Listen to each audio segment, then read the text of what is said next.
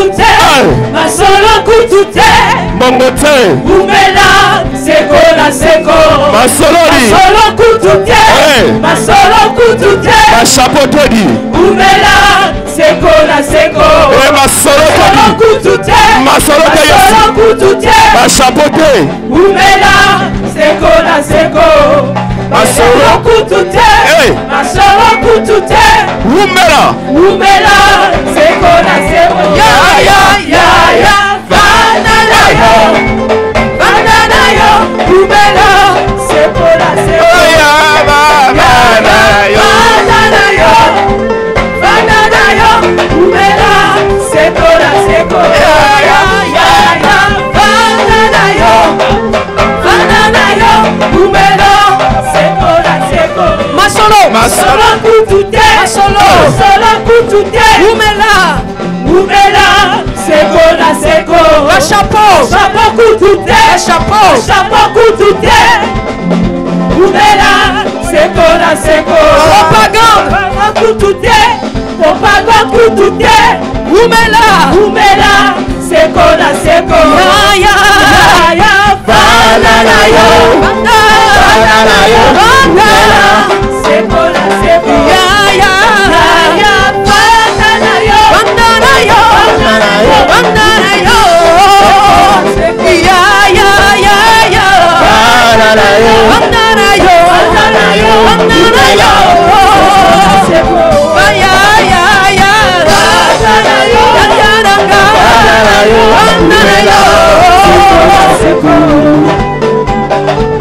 On va danser. Jésus.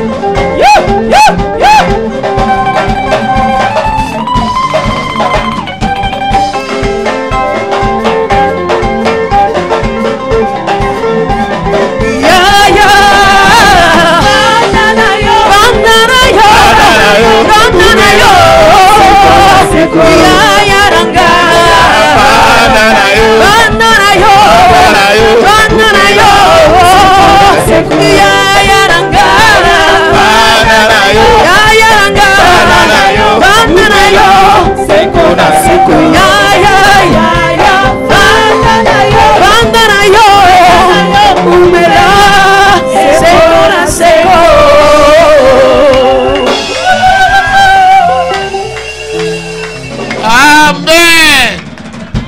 Bonne fête. Amen. J'introduis l'homme de Dieu, le pasteur François Mouton.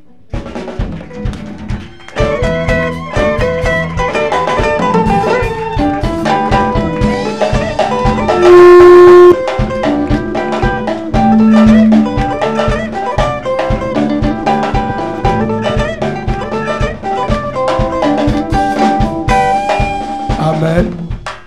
Amen. Que Dieu vous bénisse. Vous pouvez vous asseoir. Asseyez-vous, que Dieu vous bénisse. Amen. Amen. Je crois, pour ceux qui sont venus seulement aujourd'hui, nous avons commencé, je crois, moi j'ai commencé depuis mardi, mais le séminaire a débuté depuis le lundi. Déjà là aujourd'hui, on est au 7e jour de notre séminaire et moi je suis à la 6e intervention. Amen. Dans le thème, la manipulation des esprits familiers. Quand on parle déjà de la manipulation, c'est que nous voyons qu'il y a des forces qui manipulent ces esprits-là. La manipulation. Parce qu'il y a des esprits qui sont manipulés. Manipulés par qui et pour quel but? Amen. Et les esprits-là, qui sont-ils qu'on est en train de manipuler? C'est comme ça que j'avais d'abord commencé par définir, expliquer ce que c'est esprit familier. Et après, maintenant nous parlons de la manipulation. Pour montrer qu'il y a des forces, qu'il y a des gens qui sont là que pour manipuler les esprits. Et ils manipulent comment et pourquoi. Amen. Nous avons vu selon notre enseignement, que s'il y a des manipulateurs des esprits, au numéro 1, nous avons Dieu lui-même, qui est le maître de tous les esprits. Dieu, il est servi par les esprits. Amen. Il est servi par les esprits. Pour accomplir sa volonté, Dieu manipule les esprits. Dieu se sert des esprits. Tous les anges sont des esprits. Et ils ont été créés pour servir Dieu. Tous les anges sont des esprits. Parce que les anges n'ont pas un corps. Ils sont invisibles. Ils sont des esprits. Créés pour servir Dieu. Et quand Dieu utilise les anges, envoie les anges, ça s'appelle manipulation des esprits. Dieu manipule les anges, des esprits angéliques pour accomplir sa volonté. Amen. Et après Dieu, on a vu aussi qu'il y a au numéro 2 le diable, qui lui aussi, il est le manipulateur des esprits. Le diable aussi se sert des esprits que nous appelons les démons pour accomplir aussi sa volonté. Amen. Mais comme le diable, il est invisible, souvent il passe par une main d'œuvre. Lorsqu'il veut accomplir sa volonté, il passe par une main d'œuvre. Et quelle est cette main d'œuvre? Nous avons dit que le diable utilise les esprits humains, les démons humains. Qui sont démons humains? Ce sont les gens du monde occulte, les gens des sciences occultes, les sorciers, les magiciens, les féticheurs, les marabouts, les gens qui sont dans le monde mystique. Le diable utilise ces gens-là. Et ces gens-là, ils manipulent les esprits pour accomplir la volonté du diable. Amen. C'est comme ça que Dieu, connaissant cela, il va donner une interdiction en Israël. C'est là que nous avons même tiré le thème de notre séminaire, Lévitique 19, 31. Qui dit quoi? Est-ce qu'on peut nous lire? Là, on s'élève, nous nous tenons tous debout pour honorer la parole. Lévitique 19, 31. Vous avez compris comment nous avons évolué? Hein? Quand moi j'ai parlé là, est-ce que je me suis perdu? Hein? J'ai donné la synthèse, je me suis perdu. J'ai donné seulement de grandes lignes. Et même quand je vais prêcher, celui qui est venu aujourd'hui, il a quand même le squelette de ce qu'on a dit. Même s'il n'a pas tous les détails, mais il a quand même l'image. Il peut comprendre de quoi on parle. Un enseignement est différent d'une prédication. Quand on prêche, c'est-à-dire que chaque jour, je viens avec un thème à part entière. Je ne suis toujours pas obligé de reprendre ce que j'avais dit à la prédication passée. Mais dans l'enseignement, c'est un développement, c'est un enchaînement d'idées. C'est pourquoi je ne peux pas commencer un sous-thème sans d'abord faire un pas en arrière pour donner l'image à ceux qui sont venus de comprendre qu'est-ce qui se passe. Je crois que c'est ça. On nous lit la Bible. Lévitique 19, 31. Lévitique chapitre 19, verset 31, nous lisons au nom de Jésus-Christ. Ne vous tournez point vers ceux qui évoquent les esprits. En d'autres termes, je dirais, ne vous tournez point vers ceux qui manipulent les esprits. C'est correct. Dieu interdit à son peuple de se tourner vers ceux qui font quoi? Qui manipulent les esprits. Il y a des gens qui manipulent les esprits. Dieu dit, n'ayez pas de part avec ces gens-là. Ne vous tournez point vers ceux qui manipulent les esprits. Continuez, papa. Ni vers les devins. Et qui sont ces gens-là qui manipulent les esprits? Les devins. les féticheurs, les occultistes, les sorciers, ce sont les gens qui manipulent les esprits. Continuez, papa. Ne les recherchez point, de peur de vous souiller avec eux. Je suis l'Éternel, votre Dieu. Amen. Amen. Asseyez-vous, que Dieu vous bénisse. Amen.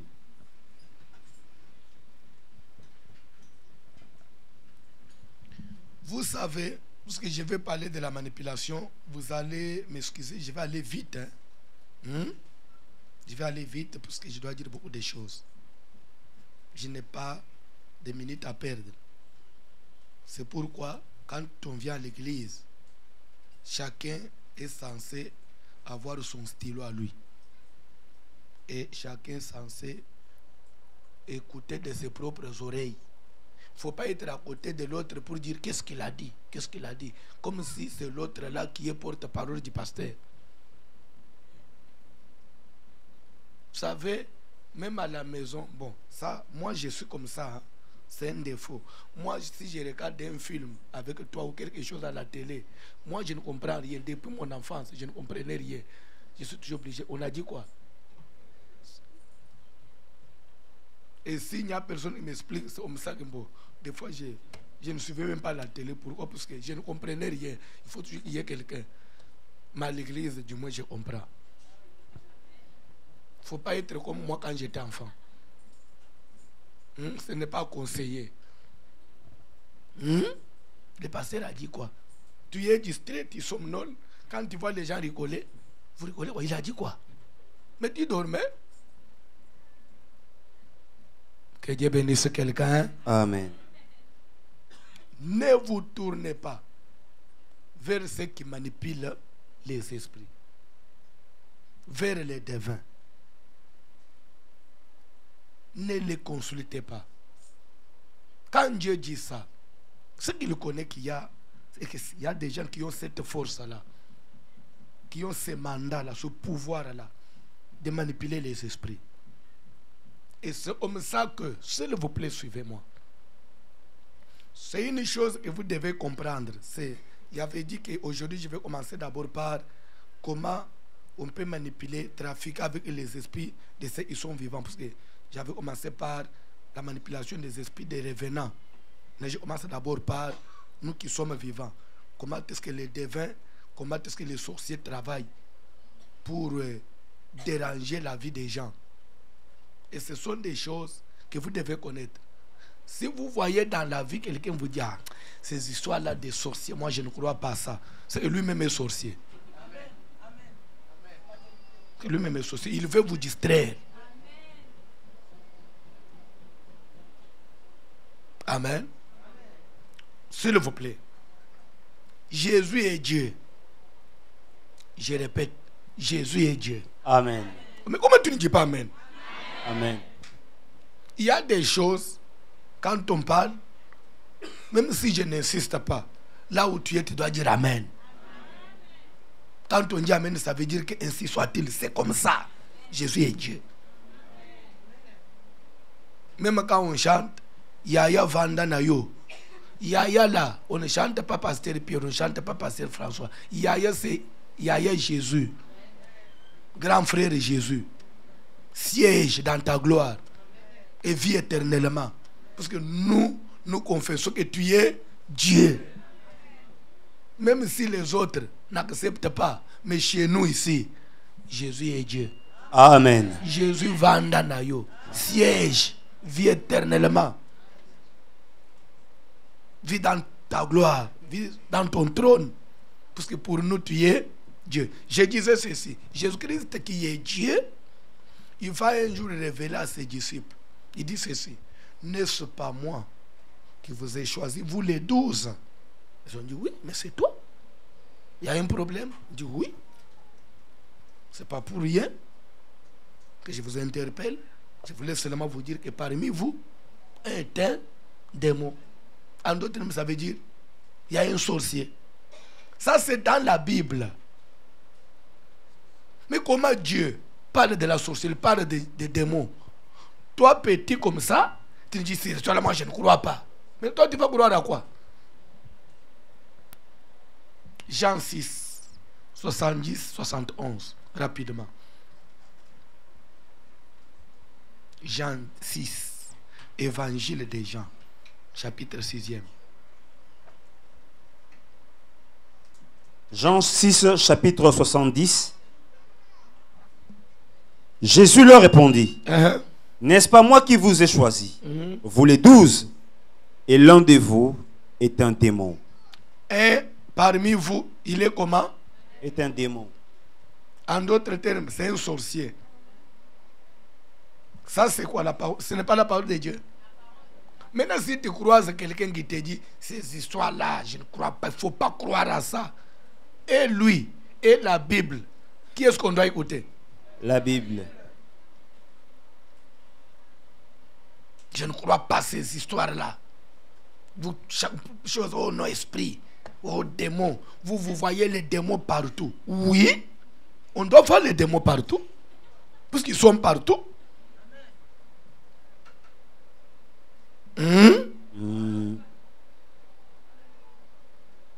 Les pasteurs vous terrorisent parce qu'ils veulent vous faire peur pour vous garder dans les églises pour se faire de l'argent.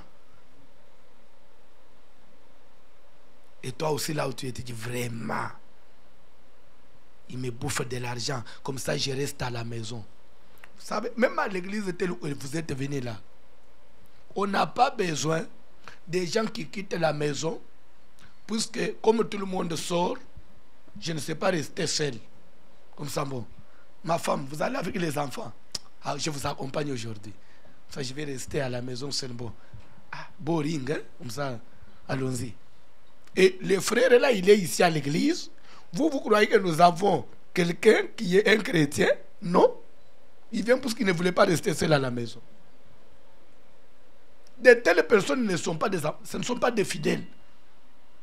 On a besoin à l'église des gens qui viennent puisqu'ils croient que Christ est Dieu, parce qu'ils acceptent, ils reconnaissent que toute la semaine, je suis allé travailler, j'ai fait tout ce qui était à mon intérêt, mais même ce matin, je dois quand même aller rendre gloire à celui qui me donne le souffle de vie.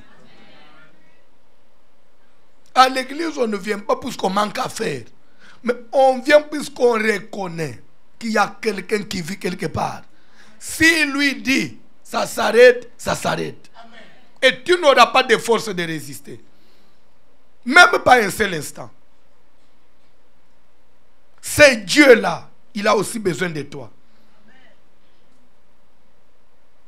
Que tu viennes comme ça, tu restes assis pour l'écouter, pour connaître ce qu'il veut. Puisque le monde ne nous appartient pas. On est sur la terre, bien sûr. Mais vous devez savoir qu'est-ce qu'on peut faire et ce qu'on ne peut pas faire sur la terre.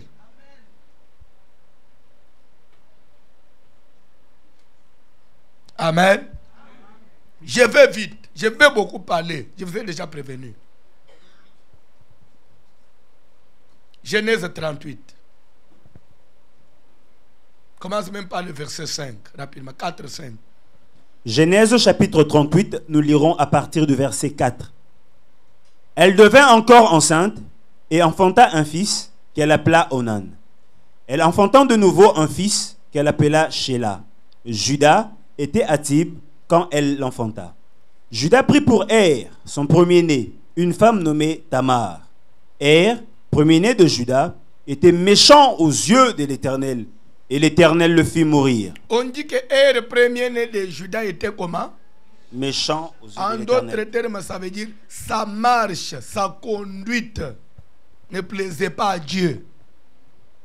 Et quand Dieu a trouvé que sa conduite n'était pas bonne, Dieu a fait quoi? Et quand Dieu a décidé que Er puisse quitter la terre, il avait quel pouvoir de résister? On dit Er, premier-né de Judas, était méchant aux yeux de l'Éternel, qui le fit mourir. Ça veut dire quoi?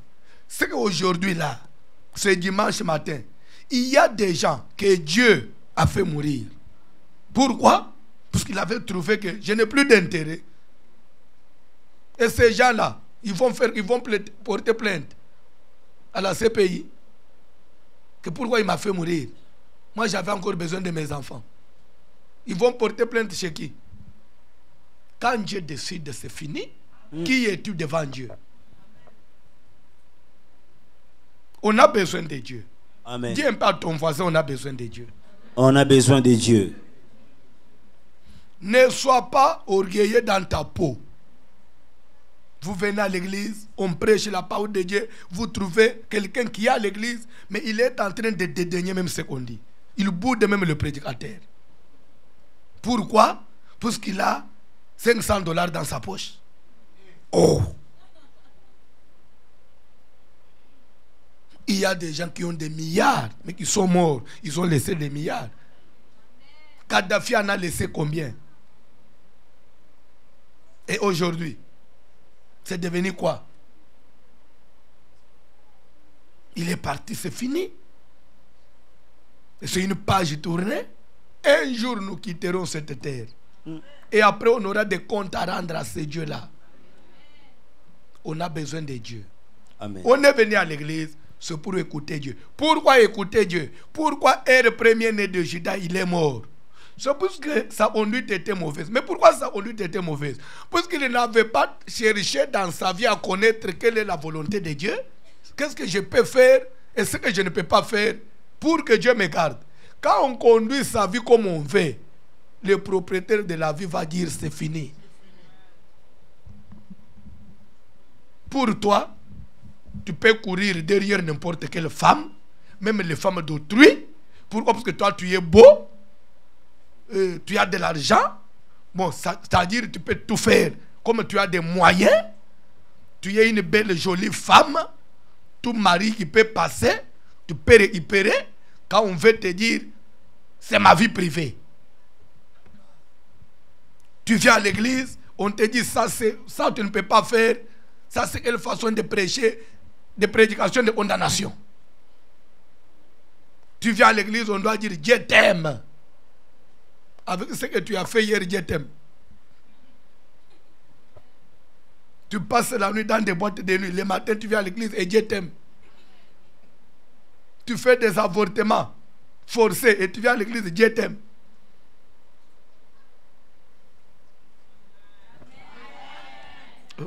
Ça n'a pas de rapport avec les thèmes. On lui a demandé de parler de la manipulation, lui-même a parlé des avortements. Ça n'a même pas de traits. Que Dieu bénisse quelqu'un. Amen. Alléluia. Amen. Alléluia. Amen. Alléluia. Amen. Est-ce qu'on peut continuer? Amen. Est-ce que je peux avancer? Amen. Ne vous tournez pas vers ceux qui manipulent les esprits. C'est qu'il y a des gens qui manipulent les esprits. Qui sont ces gens-là? S'il vous plaît, comment les sorciers, comment les devins, comment les gens du monde occulte travaillent? Comment expliquer qu'il y a quelqu'un qui est en Afrique, quelqu'un qui est resté dans ton pays plus loin, là où tu es venu là? Toi, tu es ici à Montréal. Maintenant, cette personne-là, comment il arrive à te combattre? Comment il peut arriver à contrôler ta vie? Comment il arrive à connaître même ce qui se passe dans ta maison? C'est ce que vous devez comprendre. Comment on peut prier pour quelqu'un ici, il tombe, et la personne qui parle en lui, il est au pays. Mais cette personne-là, quand il parle en toi, vous entendez même sa voix. Et vous reconnaissez vraiment c'est lui. Ça se passe comment? Mais et pourtant, là où il est là, il vit. Et je vais vous ajouter un élément. Vous savez, on croyait, ça fait longtemps qu'on avait cette mauvaise connaissance-là, qu'un sorcier, pour s'envoler, il faut qu'il dorme. Non, ça c'est vraiment une connaissance antique, archaïque même, je dirais. Ou bien un sorcier, soit c'est quelqu'un qui doit être sale, c'est que là, c'est un sorcier. Non. Actuellement, les sorciers sont plus propres même que les personnes normales. Si vous voyez quelqu'un qui est possédé, une sorcière, un sorcier, qui a encore des manœuvres, soit de laisser aller là où il est, il ne met pas de propriété. C'est-à-dire qu'il a la sorcellerie archaïque du village. Il n'a pas cherché à développer sa sorcellerie. Je peux continuer. Si tu es là, tu as une mauvaise sorcellerie, donc celle du village vraiment. Celle des primitifs.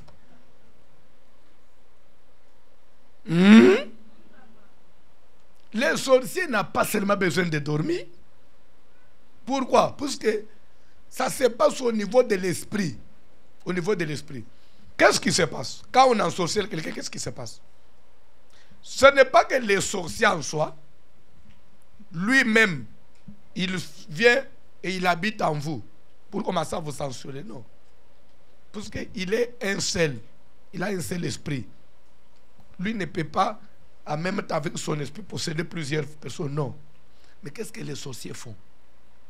Pour ensorceler quelqu'un, ils rentrent dans le monde des esprits. Ils vont dialoguer avec les esprits. Avec Satan, dit, je voudrais que tu puisses bloquer la vie de tel.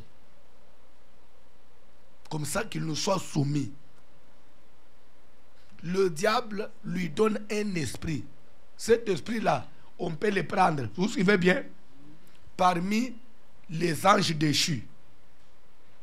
Vous vous souvenez? Ou soit, on peut aller prendre l'esprit d'un revenant, quelqu'un qui est déjà mort. On peut aller dans les cimetières, prendre l'esprit de quelqu'un qui est mort. On peut prendre l'esprit d'un animal. On vient avec cet esprit-là, on place en vous. Est-ce que vous me comprenez? Quand cet esprit-là vient s'installer en vous, maintenant, il doit faire quoi? Il doit étouffer ton esprit à toi. Il l'étouffe. Ça veut dire quoi? Il le coince, il l'affaiblit. Et ton esprit maintenant devient faible. Ton esprit ne sait pas surmonter la force de l'esprit qui est venu s'installer. Et ça, c'est qu'on dit possession. Automatiquement, l'esprit qu'on a placé en toi, c'est lui qui commence maintenant à gérer ta vie. Dans la Bible, ça s'est passé comment? Si vous lisez, je crois, l'histoire de Samarie, il y a une époque où les Syriens étaient venus assiéger Samarie. Quand on dit assiéger, veut dire quoi? C'est-à-dire qu'une nation s'est déplacée avec son armée. Il vient trouver une ville, après il vient avec son armée, il encercle la ville. Quand on encercle la ville, vous tous qui êtes dans la ville, vous ne pouvez plus sortir, ni rentrer. Ceux qui sont en dehors restent en dehors, ceux qui sont à l'intérieur, ils restent là bloqués. Et comme les gens ne savent pas sortir, ils n'ont plus de liberté, on les coince là et la souffrance commence. Quand vous allez consommer tout ce que vous avez comme réserve, comme il n'y a pas d'entrée, il n'y a pas de sortie, vous ne savez pas ni importer ni exporter et la souffrance commence. C'est comme ça qu'il y avait eu même des femmes prostituées qui sont allées plus loin jusqu'à manger leurs enfants. Pourquoi? Parce que la ville était assiégée. Et ça, c'était à l'époque où les choses se passaient physiquement. Spirituellement, maintenant, l'état des sièges, ça ne se fait plus physiquement. On vient spirituellement, il y a une armée de ténèbres qui vient, on bloque votre esprit à un même endroit. L'esprit n'a plus de pouvoir d'évoluer. Et une fois votre esprit est assiégé comme ça, est bloqué, affaibli, puisque pour avancer dans la vie, votre esprit doit être libre. Pour réussir, tout vient de l'esprit. La Bible dit la réalité dans l'homme, c'est l'esprit. Ce qui fait que quelqu'un puisse prospérer, c'est quand son esprit est libre. Une fois on vous étouffe comme ça, les problèmes commencent, les souffrances commencent. Et les esprits-là qu'on a mis en toi, soit pour te contrôler, soit pour te suivre partout, pour détruire ce que tu fais de bien, cet esprit-là, il est placé en toi au nom de la personne qui est allée contracter le marché, qui est allée solliciter l'aide de Satan. Maintenant, si on prie pour toi et que tu tombes aujourd'hui à l'église, quand on dit qui est là, l'esprit ne va pas dire je suis un esprit. Non, il va dire c'est moi Ambroise. Pourquoi? Parce qu'il est placé là-bas au nom de qui? De celui qui l'a placé. Si c'est lui qui l'a placé, ton papa, il va dire je suis son père. Là où ton père aussi se trouve pendant qu'on fait la délivrance ici, même s'il est avec des gens, il devient mal à l'aise. Il le sent. Il sent que je suis attaqué quelque part. Pourquoi? Puisque tout ce qui se passe en toi là est lié à l'esprit de ton père.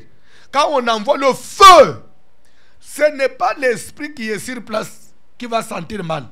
Le feu va directement attaquer l'esprit de ton papa. Et c'est lui qui a mal. C'est un monde compliqué.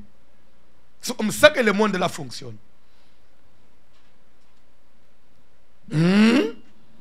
Et aussi longtemps que cet esprit-là sera chez toi, là où vit ton père, il voit tout ce que toi tu fais. C'est comme au travers des miroirs. Vous savez, amen. Un jour, j'avais une sœur à l'église. La sœur, jusqu'à l'âge de 45 ans, pas de fiancé, pas de mari, rien ne marchait. C'était une femme d'affaires, elle allait des fois en Chine, à Dubaï. Elle avait des magasins, mais du côté mariage, tout était bloqué. Un jour, il le fait entrer dans un service. Après, j'avais besoin d'une directive. J'ai appelé un prophète, c'était une prophétesse.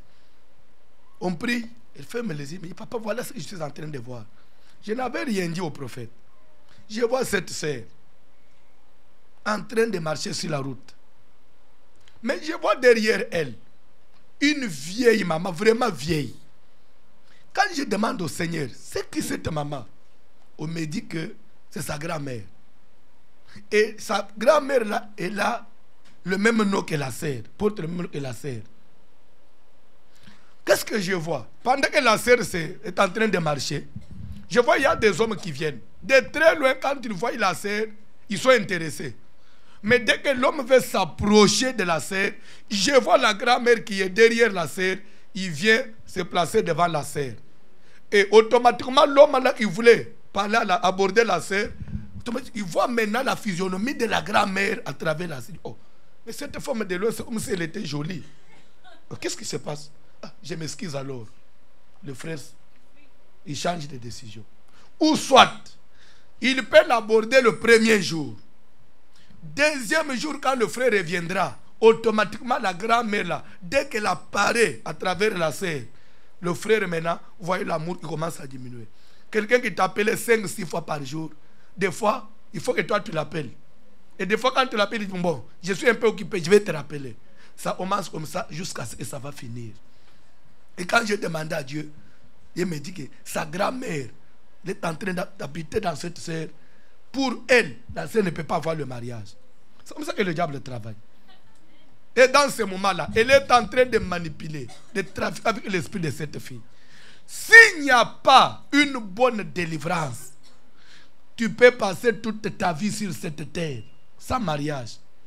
Et tu croiras que, oh, quand je prie, Dieu ne m'écoute pas. Ce n'est pas l'affaire de Dieu.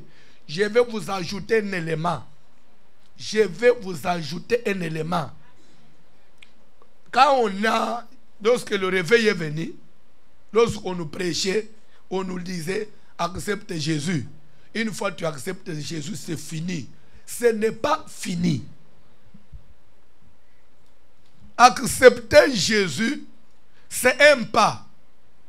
Accepter Jésus, ça donne une ouverture pour que maintenant d'autres démarches commencent. Je vais dire quelque chose à quelqu'un. Lorsque tu es venu, je crois que la plupart parmi vous, à part peut-être les enfants qui sont nés ici, la plupart parmi vous sont des immigrés, oui ou non? Lorsque tu as quitté ton pays, tu es venu dans cette ville, la première des choses, c'était quoi? Chercher les documents. Tu n'as pas commencé par le travail. Tu as commencé d'abord par chercher les documents. Pour d'abord que les pays t'acceptent. Ne fût-ce que qu'on vous donne même un petit papier pour vous dire, ça va, bienvenue au Canada. Tu peux maintenant, en attendant, chaque 6 mois, avec ça, tu peux commencer à venir te présenter jusqu'à ce que vous ayez des documents définitifs. Une fois on accepte quelqu'un, ça lui donne maintenant l'accès. Il peut chercher des études, il peut chercher le travail, il peut chercher aussi même à ouvrir un compte. Pourquoi? Parce que d'abord on vous a accepté. Mais ça ne veut pas dire que quand on vous accepte, on dit c'est fini, Tu restes maintenant à la maison, on m'a accepté au Canada. Et que le Canada vienne commencer à te donner le foufou, on m'a accepté. L'école vienne chez toi, on m'a accepté. C'est l'erreur qu'on a commis. Quand on accepte Jésus, c'est comme si Dieu nous a acceptés dans son pays. Il dit maintenant, je vous admets. À part ça maintenant, commence la deuxième démarche. Il faut maintenant que tu voies. C'est vrai, Dieu m'a accepté. Mais qu'est-ce qui ne va pas dans ma vie? Pourquoi jusqu'à cet âge, moi je n'ai pas de mariage? Pourquoi tout ce que moi j'ai fait n'évolue pas? Pourquoi chaque fois quand j'ai un travail, ça ne dirait pas? C'est qu'il y a un combat dans tel ou tel domaine. Maintenant, tu dois maintenant faire intervenir ce Dieu-là qui t'a accepté. Tu lui dis maintenant, tu m'as accepté comme ton enfant. Mais voilà comment je suis agressé là-bas. Interviens. Maintenant, Dieu va intervenir comme un papa qui intervient pour son enfant. Mais si on n'a pas l'identité d'enfant de Dieu, Dieu va intervenir comment? Je vais vous donner un exemple de la Bible. La femme cananéenne, elle avait un enfant qui était tourmenté par les démons. Et là, elle s'est mise à crier derrière Jésus. Jésus, fils de David, viens au secours de mon fils qui est cruellement tourmenté par les démons. Et Jésus était totalement indifférent. Il ne répondait même pas. C'est comme s'il n'écoutait pas. Jusqu'à ce que ses disciples se sont dit, mais maître, depuis combien de temps cette dame doit être derrière nous?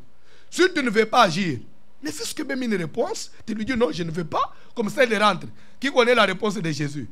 La nourriture, les pains des enfants, on ne peut pas les jeter au chien. Qu'est-ce qui était pain des enfants? C'est que la femme l'a demandé. Elle demandait quoi? Que Jésus délivre son enfant. Jésus dit la délivrance, c'est la peine que Dieu réserve pour ses enfants. Elle n'a pas l'identité des enfants de Dieu. Comment je vais intervenir? Quand est-ce que Dieu peut intervenir pour la délivrance? C'est quand vous avez d'abord l'identité des enfants de Dieu. Et lorsqu'on a cette identité-là, maintenant, au lieu de comprendre et commencer la démarche, les pasteurs vous disent, lorsque quelqu'un est en Christ, une nouvelle créature, c'est fini. Il n'y a point de condamnation pour ceux qui sont. Mais s'il n'y a pas de condamnation, pourquoi tu es là? Il fallait rester à la maison. S'il n'y avait pas de condamnation, pourquoi on a des sœurs qui ne se marient pas? S'il n'y avait pas de condamnation, comment on a des gens, quand on prie pour lui, Dieu agit, il vient témoigner. Oh, je témoigne mon Dieu pour ce que Dieu a fait. Dieu a fait comment? Parce qu'il n'y avait pas de condamnation. C'est qu'il y avait une condamnation. Quand on dit qu'il n'y a point de condamnation, ça veut dire quoi? Je dois expliquer ça clairement, parce que c'est un verset aussi. Amen. Ça se trouve aussi dans la Bible. Le tout n'est pas seulement de refuser, mais je dois vous donner la raison. Amen. Quand on dit qu'il n'y a point de condamnation, c'est-à-dire quoi? Ça veut dire que quand tu viens, toi qui es en Christ, quand tu vas vers Dieu, Seigneur, délivre mon fils. Satan peut venir dire, non, pas lui. C'est un petit chien. Dieu dira, non, tu ne peux plus le condamner, qu'il est petit chien, puisqu'il est déjà en Christ, il est mon fils. Il mérite. C'est cette condamnation-là qui faisait de nous étrangers aux promesses de Dieu. Quand on accepte Christ, on enlève ça, cette barrière-là. C'est ça, il n'y a point de condamnation. Maintenant, quand nous venons solliciter, personne ne peut nous accuser qu'on ne mérite pas. Non, parce que la barrière-là, Dieu a enlevé depuis que le voile était déchiré en deux. Il n'y a ni juif, ni grec. Nous tous, on devient enfants de Dieu et nous pouvons réclamer au même titre que les juifs qui sont fils d'Abraham. Oh yes. Mais ça ne veut pas dire que il n'y a point de condamnation, c'est que le mari de lui ne peut pas te toucher. Oh, mais si c'était comme ça, papa, c'est fini, il fallait qu'on ferme les églises.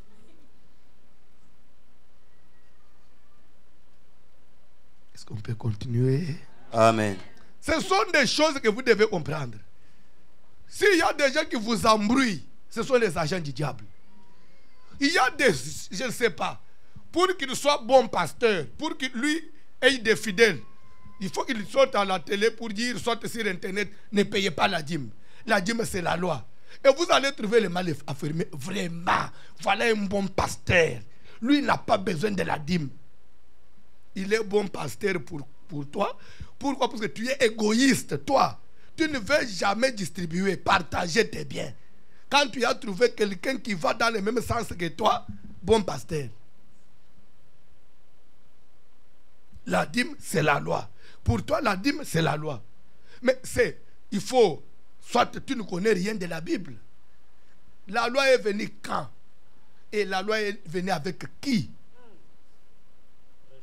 Amen. Amen. Alléluia. Amen. Alléluia. Amen. Exode 33. Vérifie un peu. Si j'ai bonne mémoire. Je commence à vieillir. Hein. Je commence à avoir une mémoire courte. Des fois, j'oublie des choses.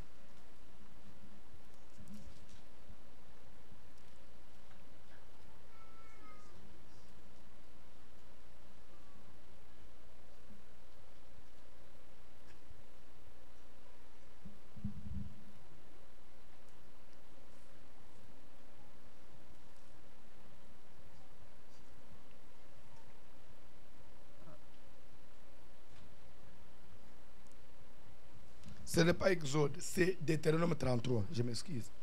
Je vous ai dit que je commence à vieillir. Deutéronome 33 commence par le premier verset. Deutéronome 33. Deutéronome chapitre 33 à partir du premier verset. Oui, lisez papa. Voici la bénédiction par laquelle Moïse, homme de Dieu, bénit les enfants d'Israël avant sa mort. Continuez. Il dit, oui. L'Éternel est venu de Sinaï. Stop. L'Éternel est venu de qui? De Sinaï. Continuez. Il s'est levé sur eux de Séhir. Il a resplendi de la montagne de Paran et il est sorti du milieu des saintes myriades. Il leur a de sa droite envoyé le feu de la loi. Oui, il aime les peuples. Tous ses saints sont dans ta main. Il leur a envoyé le feu de quoi? De la loi. Et au deuxième verset, on dit l'Éternel est venu de qui? En d'autres termes, ça veut dire la loi est venue d'où? De Sinaï.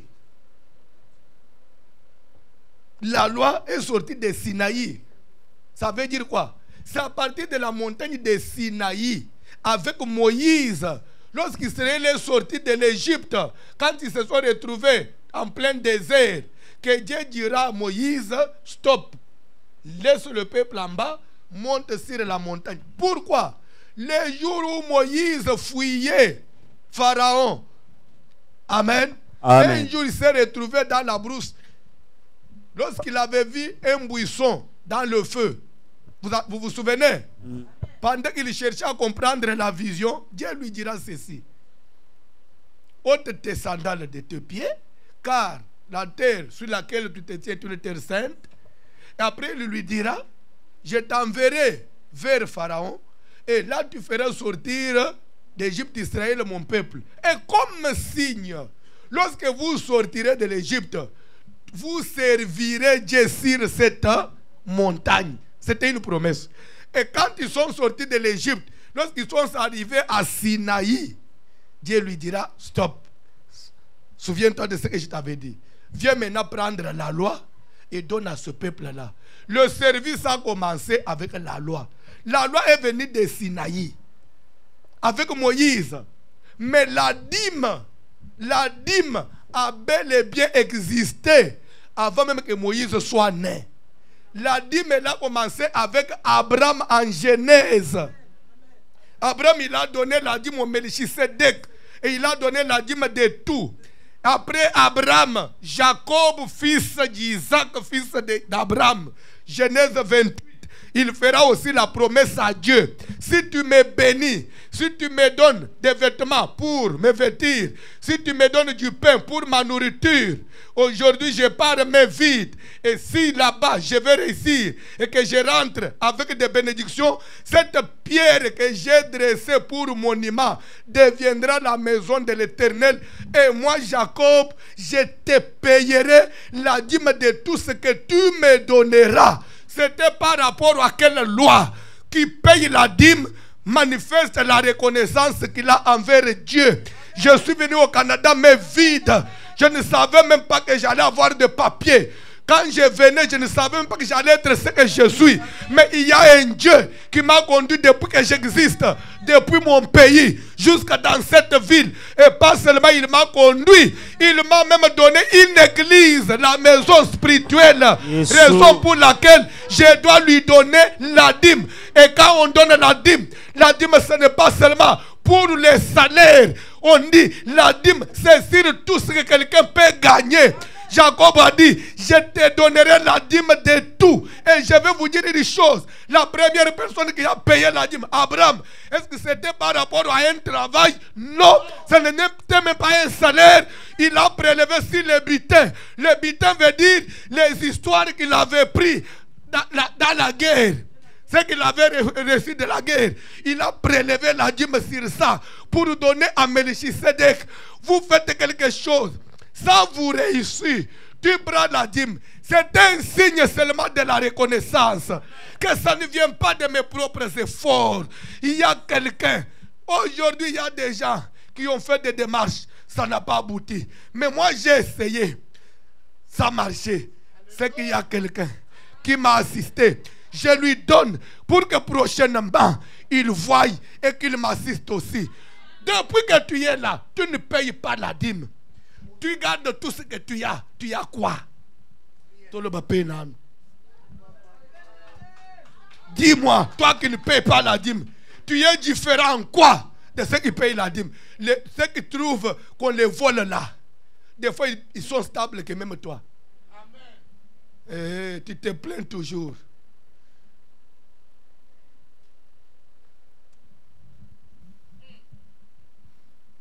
Je vais continuer, je ne vais pas arrêter.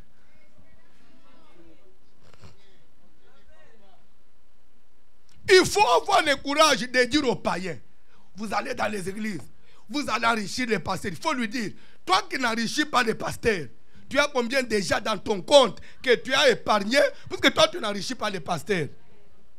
Comme ça tu peux me montrer, moi qui suis, ou qu'on est en train de escroquer, je ne suis pas sage, je suis folle, on m'escroque. Comme ça je vais te suivre. Tu as déjà acheté combien de bâtiments?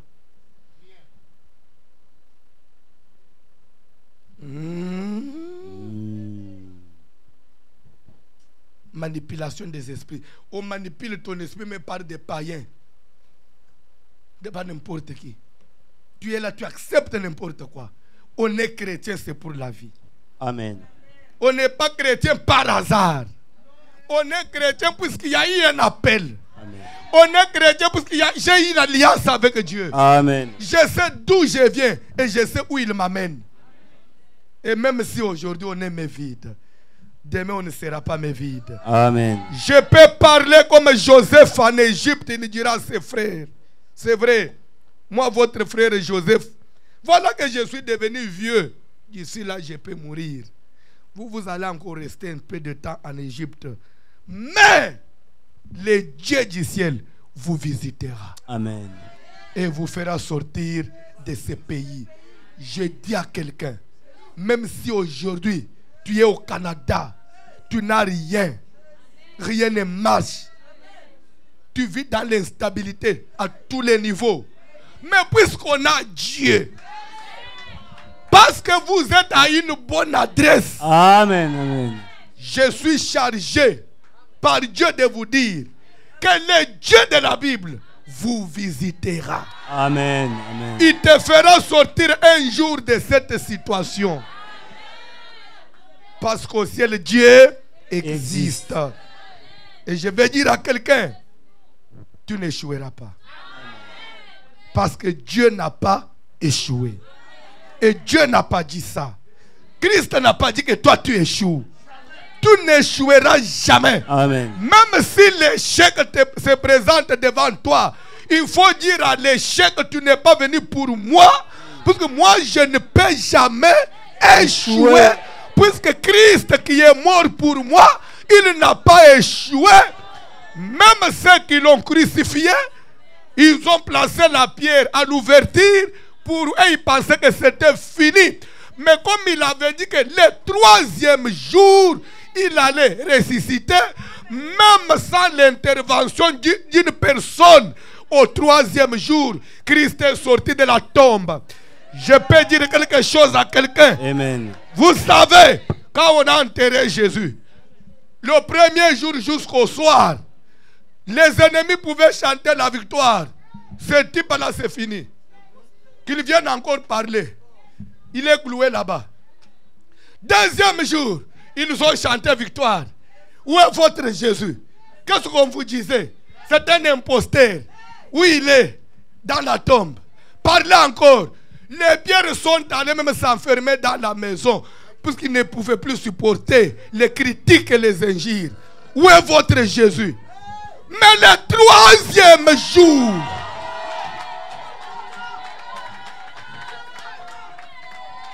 ils ont changé de langage.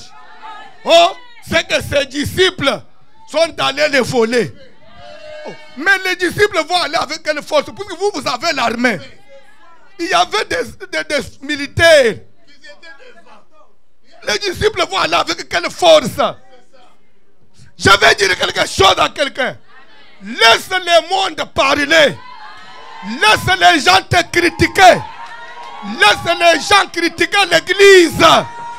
Peut-être ils ont raison, puisque c'est encore le premier jour. Ils peuvent te critiquer. C'est peut-être le deuxième jour. Mais quand ça sera au troisième jour, le jour de la promesse, le jour où Dieu avait dit qu'il va agir dans ta vie, si c'est ce jour-là, je vais dire quelque chose à quelqu'un.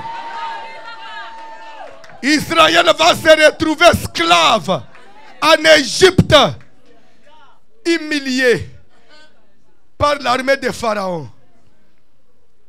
Ils ont fait 100 ans, maltraités. Ils n'avaient pas de force. 200, 300, 380. Pharaon disait, mais si vous aviez un vrai Dieu, pourquoi moi je vous manipule ici? Votre Dieu là, qu'est-ce qu'il fait? Mais Pharaon ne savait pas que la promesse disait, après 400 ans, je visiterai ta postérité. J'avais dit à Abraham, je laisserai le monde les dominer. Mais après 400 ans, je descendrai et je jugerai. Je dis quelque chose à quelqu'un. Même s'il y a un sorcier de la famille qui détruit ta vie, il détruit la vie de tes enfants, c'est puisqu'il est encore dans l'échéance que Dieu peut les laisser faire. Mais lorsque ça sera le moment où Dieu se lèvera pour défendre son peuple, je suis venu dire quelque chose à quelqu'un. Dieu existe. Même cette église, il viendra un temps où tu n'auras pas à faire l'évangélisation. Vous allez commencer à fuir ce bureau-là. Les gens dehors pleins. Les autres vous appellent au téléphone. Ils ont besoin de voir le pasteur Pierre. Nous avons besoin de pasteur Pierre. Des fois tu dis, mais je suis fatigué. Mais nous sommes venus pour toi. Pourquoi? Parce que le moment de Dieu est venu. Dieu a un temps qu'il a fixé où il doit récompenser tout sacrifice. Tout sacrifice sera récompensé. Tout sacrifice sera récompensé. Que personne ne vous fasse croire que vous travaillez en vain. Non! Parce que Dieu existe.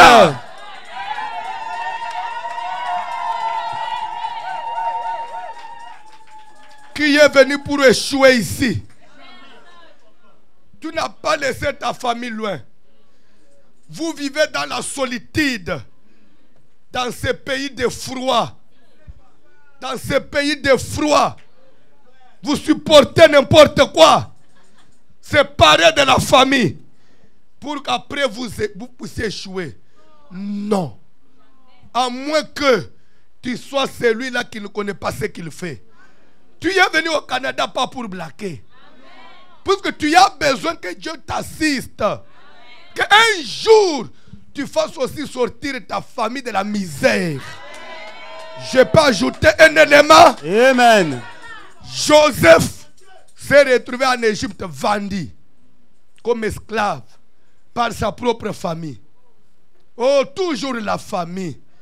La famille, papa, que Dieu vous bénisse. La famille, dites un peu la famille. La famille. La journée, ils sont vos frères. La nuit, ils sont vos ennemis. Ceux qui ont trahi Joseph, ce n'étaient pas des étrangers. Sa famille. Ce que tu vis aujourd'hui, les déceptions là, c'est ta famille. Toute la souffrance de tes enfants là, c'est ta famille.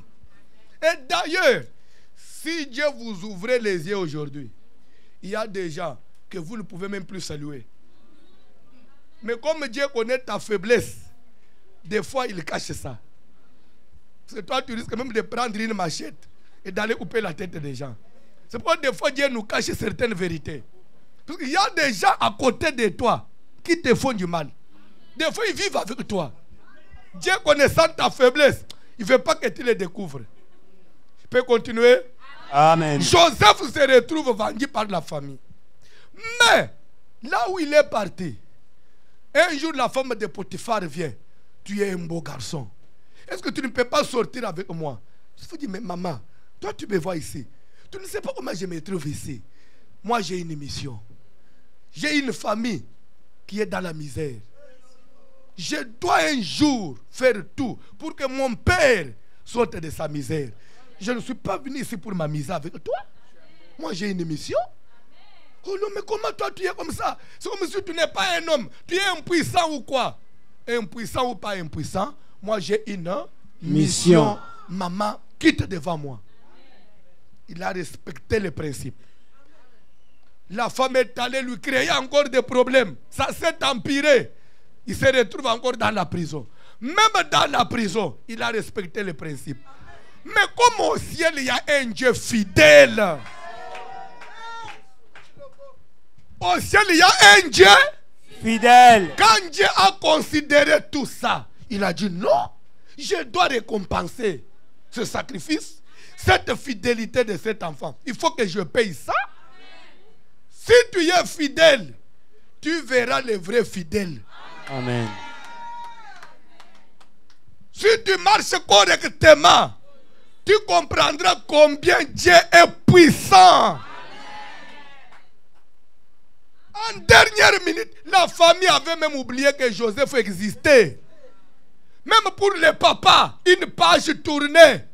Ils priaient, Seigneur, que je descende, que j'aille retrouver mon fils dans le séjour des morts. Et pourtant, son fils n'était pas dans le séjour des morts. Il y a des gens pour eux.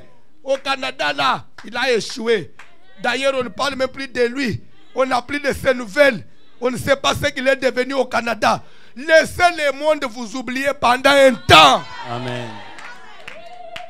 Mais ce n'est pas tout. Je vais vous dire quelque chose. Dieu peut des fois vous laisser dans la misère pour que même ceux qui vous combattaient vous oublient. Lorsqu'ils vont regarder, ah, c'est fini, sa vie là, ses enfants, rien ne marche. Nous allons encore les combattre. Pourquoi? Quand ils seront dans la distraction, ils seront surpris. Ses frères ont même oublié qu'il existait encore un Joseph quelque part. Un jour, Dieu va donner un songe à Pharaon. Il donne les songes, il prend l'explication, il va coder. Les songes à Pharaon, l'explication, il a bloqué. Le roi se réveille. Il a un message. L'explication, pas d'explication. Mais je reconnais quand même que la nuit, j'ai vu quelque chose. Mais il n'y a personne. Est-ce qu'il n'y a personne qui peut me donner ça? En tout cas, au roi, les histoires que tu dis là, en tout cas, nous, même depuis nos ancêtres, on n'a jamais entendu un tel songe. Yes. C'est comme ça que quelqu'un va se souvenir. Ne négligez pas les relations. Ne négligez pas les relations. Le Dieu là, pour faire des choses, il a besoin toujours d'utiliser les relations. Vous êtes chrétien, ne négligez pas les relations. Dans ma vie, je ne néglige personne. Même si cette personne est faible aujourd'hui, papa, un jour il pourra m'être utile. Ce n'est pas en vain, ce n'est pas un hasard que Dieu a fait que moi je puisse croiser Pasteur Florent. Je connais ce que je vois aujourd'hui, mais le futur je ne connais pas. ne faut pas abuser des relations. Dans la prison, Joseph avait croisé quelqu'un aussi comme lui.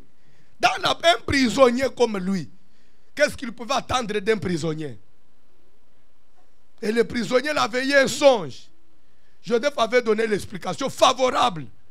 Et il dira à ces prisonniers, pense aussi à moi. Les jours où tu verras ce que je prêche ici s'accomplir.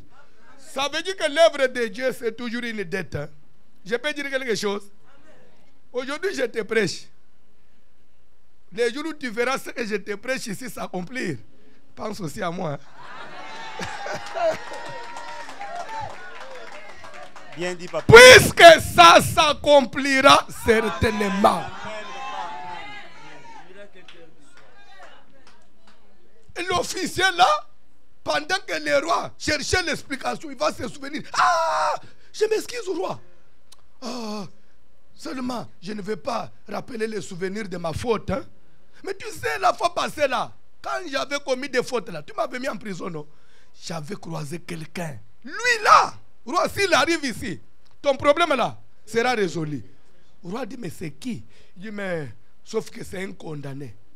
Condamné par qui? On nomme par ton chef d'état-major. Mais qui a nommé le chef d'état-major? Mais si moi je décide que cet homme-là soit acquitté, qui est le chef d'état-major? Ah, rapidement, prenez-moi celui-là. D'ailleurs, il n'est plus prisonnier. Toi, maintenant, chef d'état-major, viens encore parler. Je vais dire quelque chose à quelqu'un. Si Dieu décide que tu te maries, qui est ton père? Même si c'était lui ton mari de nuit, qui est ton père devant Dieu? Qui est ta mère? Oh non, dans notre famille, maman avait vendu tous nos mariages. Mais si Dieu décide aujourd'hui, ta maman c'est qui devant Dieu? Quand le roi décide, toi le chef d'état-major, tu es qui devant le roi? Que Joseph sorte. Dans la prison, il a vu seulement quelqu'un. Joseph, fils de Jacob. C'est moi. Quoi? Vous voulez me tuer? Non.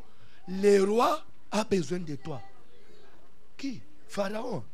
Il me connaît, moi. Comment ça? Oh non, comment tu nous demandes? On a vu seulement un message qui vient de la royauté là-bas. On dit que le roi a besoin de toi. Moi. D'ailleurs, il a même ordonné qu'on puisse t'amener au salon de coiffure, tu te coiffes. Après, on t'amène au magasin là-bas, tu dois t'échanger. Joseph s'est dit, mais si c'était pour la mort, pourquoi je dois aller m'échanger? C'est que le type là qui est assis sur le trône, il a commencé sa carte. Un jour viendra, seulement toi ici, on t'appellera par une banque de la place. On a remarqué tes mouvements dans les comptes sont quand même promettants. Raison pour laquelle nous avons des propositions à te faire. Est-ce que si on te donne par exemple l'hypothèque comme Tim Upton, tu sauras gérer? Et automatiquement vous devenez patron. Ça commence comme ça. Toi qu'on insultait là, ce jour-là tu auras de la valeur. Je peux continuer? Amen. Je peux encore ajouter? Amen. Le moment c'est que soyez fidèles à Dieu. Le Dieu de la Bible, il est plus manipulateur que les démons. Quand il va décider de manipuler d'une manière positive, même ceux qui vous envoûtent, ils vont le regretter. Je crois que les jours où on a nommé Joseph, quand on dit chef du gouvernement, en d'autres termes, ça veut dire quoi? Premier ministre. Et je vous pose la question, chef d'état-major et premier ministre, chef du gouvernement, qui est puissant? Le premier ministre. Pour ton information, les chefs d'état-major, avec l'armée, ils sont gérés par les ministres de l'Intérieur. Et les ministres de l'Intérieur dépendent du premier ministre. Vous comprenez? Le ministre de l'Intérieur, il est inférieur au premier, parce qu'il est dans le gouvernement dirigé par le premier ministre. Joseph s'est retrouvé premier ministre. C'est que le chef d'état-major n'était même pas son adjoint, mais il était plus bas là-bas chez le ministre de l'Intérieur. Je crois que même ce monsieur-là avait regretté pourquoi il avait fait arrêter Joseph. Il pouvait même fuir le pays. Que le type que j'avais maltraité aujourd'hui, il est mon chef. Je crois qu'il pouvait me dire à sa femme, mais tu m'as induit en erreur.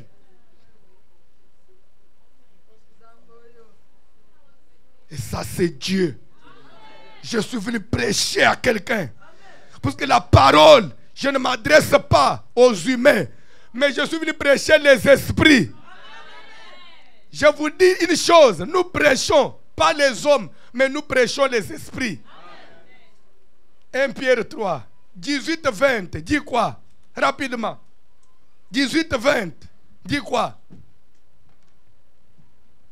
1 Pierre chapitre 3, 18-20. Christ aussi. 1 Pierre chapitre 3, 18. Christ aussi a souffert une fois pour les péchés, lui, juste pour des injustes, afin de nous amener à Dieu, ayant été mis à mort quant à la chair, mais ayant été rendu vivant quant à l'esprit. Le verset qui suit. Dans lequel aussi il est allé prêcher aux esprits en prison. Je suis venu prêcher aux esprits qui sont en prison. Dire à ces esprits-là, même si ton esprit est emprisonné par la famille, il y a encore de l'espoir. Amen. Amen. Dans lesquels, c'est-à-dire dans les séjours des morts, Jésus est allé prêcher, pas aux humains, mais prêcher aux esprits. À l'église, nous travaillons l'esprit. Là où tu es là, si tu crois à ce message, il suffit que ton esprit là me fasse confiance. Il y a de l'espoir. Amen. C'est pourquoi ne considère pas la chair. Ne considère pas ce que vous vivez aujourd'hui. Mais il faut écouter ce que dit l'esprit. Que celui qui a des oreilles entende quoi? Apocalypse dit entende quoi? Ce que l'esprit dit aux églises. Il y a un esprit qui parle à l'église. Écoute-moi si tu as des oreilles. C'est vrai, on peut te combattre. On peut t'empêcher de t'épanouir. Mais il y a un moment de la vengeance de l'Éternel. Si ce temps-là s'accomplit, je vais vous dire une chose. Même ses propres frères qui l'avaient vendu, un jour ils se sont retrouvés en Égypte. Ils sont venus chercher le maïs. Pharaon leur dira, en tout cas, c'est lui qui peut vendre ces histoires-là. Il n'y a que le premier ministre. Si vous devez aller chez lui, s'il accepte de vous vendre, en tout cas, là, il n'y a pas de problème. Ils sont venus. Son Excellence, ne sachant pas que l'homme qu'il appelait Excellence, c'est le petit frère qu'ils avaient vendu. Il y a des gens qui un jour ils vont te considérer. Amen. Mais pour que cela arrive, toi qui m'écoutes, sois d'abord fidèle à Dieu. Tu te rebelles à l'église, pourquoi? Quand tu fais du bien à l'église, ce n'est pas pour le compte de l'église. Tu prépares ton avenir. Lorsque Joseph a refusé d'aller avec la femme de Potiphar, ça bénéficie à qui? Il pouvait dire qu'il a honoré Potiphar. Non. Mais en réalité, c'était pour son compte. Quand tu donnes la dîme, tu n'enrichis pas les pasteurs. Mais tu es en train de préparer l'accomplissement de tes promesses. Amen. Qui est en train de vous embrouiller à l'église? On vous embrouille pourquoi? Vous allez dans les églises. Tous les jours église. Ici on est venu chercher. Hein? Ça ce n'est pas l'Afrique. Hein? Il n'y a pas les démons de l'Afrique et les démons du Canada. Ça n'existe pas. Celui qui nous combat, c'est le même diable. Le même diable qu'il y a en Afrique. D'ailleurs, ce qui vous tourmente ici, c'est la sorcellerie de chez toi. Le sorcier n'a pas besoin de visa pour te suivre ici. Lui ne passe pas par l'immigration. Quand il veut vous atteindre, il vient facilement. Mais pourquoi on vous dit, oh non, ici, là, il faut chercher l'argent. Comment vous toujours l'église et l'église? Mais l'église, c'est la vie. Et d'ailleurs, est-ce qu'on vous demande de venir à l'église le matin jusqu'au soir? Est-ce qu'on vous a dit qu'à l'église, on interdit aux gens de travailler? D'ailleurs, si vous ne travaillez pas, mais l'église va vivre comment? Pour qu'il y ait la dîme, tu dois travailler. Nous, on vous demande d'aller travailler et d'aimer le travail. D'ailleurs, Dieu n'aime pas de paresseux. S'il y a un paresseux ici, en tout cas, attention, hein, tu veux vivre du social, toi, à ton âge ici. Tu veux vivre de la sueur d'autrui. Tu ne connais même pas d'où ça vient. L'argent des malédictions. Toute ta vie, tu es là. Tu restes bras croisés pour qu'à la fin du mois, on te donne 600 ou 500 $. Et tu restes dans une petite bicoque où tu vis avec des histoires que tu n'as pas achetées. Et tu dis aux gens que je suis au Canada. Du moment où Dieu t'a donné encore de la force et de l'intelligence, apprenez à produire. Amen. D'ailleurs, celui qui travaille gagne plus que celui qui vit dans le social. C'est ce qu'on te donne dans le social là. Tu peux gagner x2 par semaine. Comment tu es là? Tu veux vivre comme un paresseux. Il faut travailler. D'ailleurs, l'église, j'ai béni. Aujourd'hui là, je vais prier pour le travailleur. Je suis déjà en train de chuter. À l'église, nous ne combattons pas le travail. Nous nous encourageons les gens à travailler. Et nous prions que Dieu bénisse ceux qui travaillent. Amen. Et qu'avec ce que vous gagnez, que Dieu puisse étendre sa main. Amen. Mais le moment c'est quoi? Après le travail, réserve aussi à Dieu. Même ne fût-ce qu'une heure, ma sœur. Tu finis ton travail là. Tu passes quand même à l'église. Tu remercies Dieu. Après tu vas chez toi. C'est tout ce qu'on vous demande. Les jours où tu n'es pas de service, est-ce qu'il y a un programme à l'église? Vous passez à l'église. Vous priez votre Dieu. Et je vais vous dire quelque chose. Dieu connaît l'église. Amen. Ta maison n'est pas l'église. Qu'est-ce qu'il veut dire? L'église, c'est le cœur. 1 Corinthiens 14, 26. Je suis à la fin. Dieu a voulu aujourd'hui et ça y est comme ça. Tout ce que j'avais préparé, Dieu n'a pas voulu et je parle de ça. C'était un jour évangélique. C'est pas pourquoi il m'a conduit comme ça. Mais je sais qu'il y a des gens qui sont consolés. Je vous jure. Lisez la Bible. 1 Corinthiens 14, 26. Que faire donc, frères? Lorsque vous vous assemblez... Stop. Que faire donc, frères? En d'autres termes, que faire donc, enfants de Dieu? Lorsque vous vous mettez ensemble. Où c'est? À l'église. Dans ton salon. On se met ensemble où c'est? Dans votre institut. Papa, après le cours, j'étais vraiment cassé là. Je voulais venir, mais je me suis dit je viendrai un autre jour parce que j'étais trop cassé. Les cours, là tu n'es pas cassé. Quand tu finis les cours pour venir à l'église, là tu es cassé. Le travail, tu as la force. Même s'il fait moins 20. À l'église, quand j'ai vu le climat et les neiges, je me suis dit que je viendrai le dimanche prochain. Et dans cela, tu crois que tu fais du mal au pasteur. Tu crois que tu es en train de torturer le pasteur. Tu te trompes. Je peux dire quelque chose à quelqu'un. Depuis que voici l'homme est dans ce pays, toi tu n'es venu qu'aujourd'hui. Oui ou non? Mais pose la question. Hier l'église était remplie. Le vendredi, c'était encore comme ça. Mais c'était rempli avec qui? Maintenant, quand toi tu te retires, tu crois que la Bible dit celui qui se met à l'écart cherche son propre intérêt. Et Dieu n'est pas avec lui. Dieu veut qu'on soit ensemble, soudés. Que faire lorsque vous vous assemblez? Que faire lorsque vous venez dans une église? On a besoin de l'église. Former une sainte assemblée.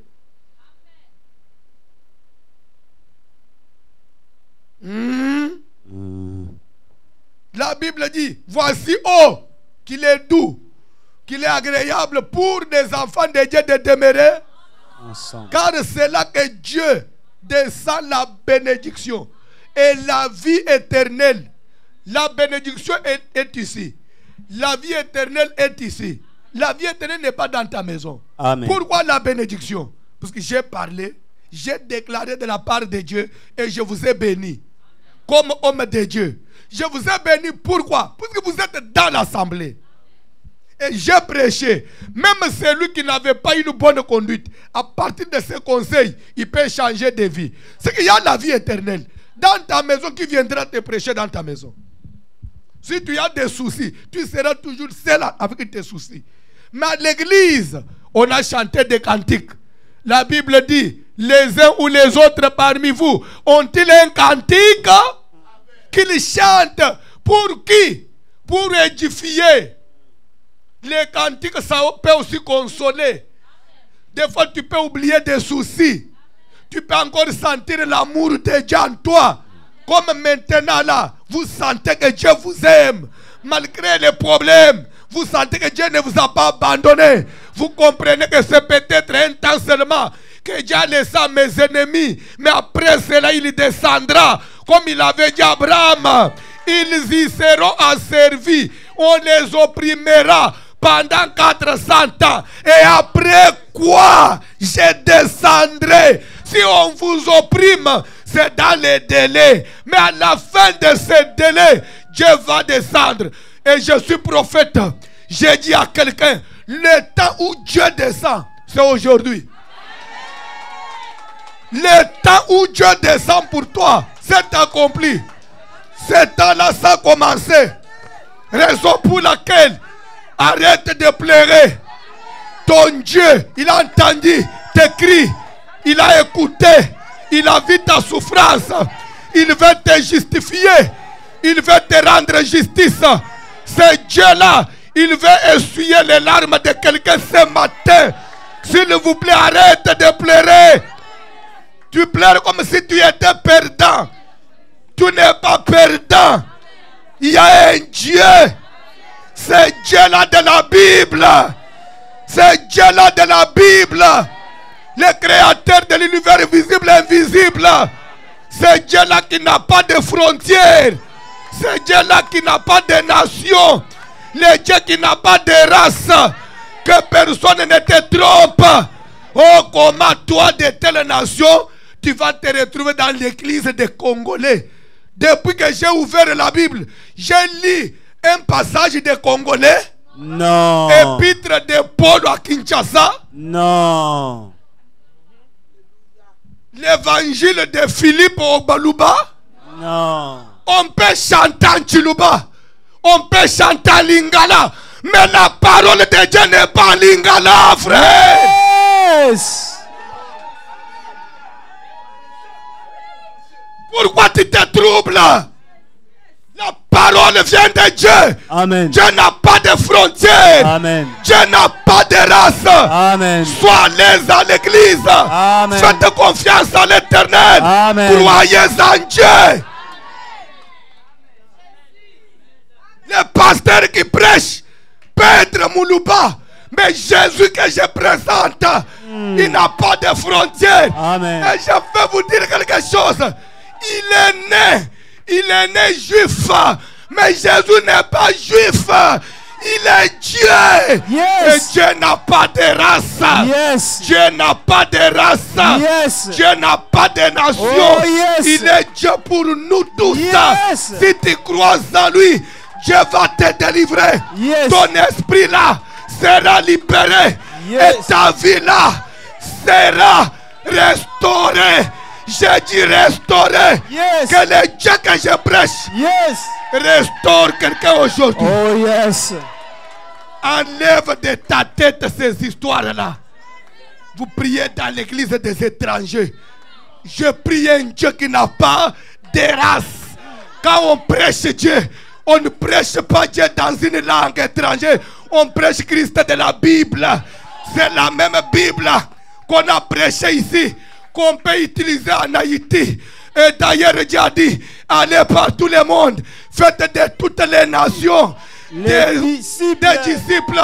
Si l'évangile peut arriver aujourd'hui à un Camerounais et qu'il devienne disciple. Un jour, ça peut toucher un Haïtien, qu'il soit disciple. Et Dieu peut faire que tu croises un pasteur congolais pour qu'un jour, qu'on ait aussi une église de la saine doctrine en Haïti. Où est le problème? Pourquoi il faut mettre des frontières? Pourquoi vous voulez mettre des frontières à l'évangile?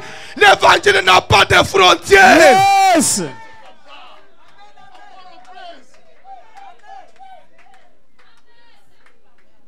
Tu es ivoirien.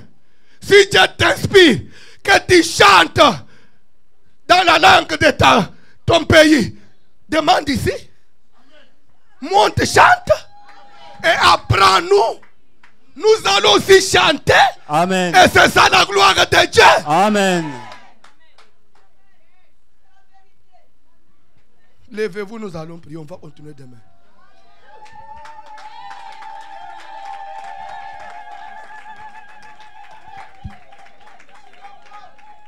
Cantique, s'il vous plaît. Cantique. Venez nous balancer un cantique ici. Tu es dans ta maison, l'église de ton père. Que personne ne te mette mal à l'aise.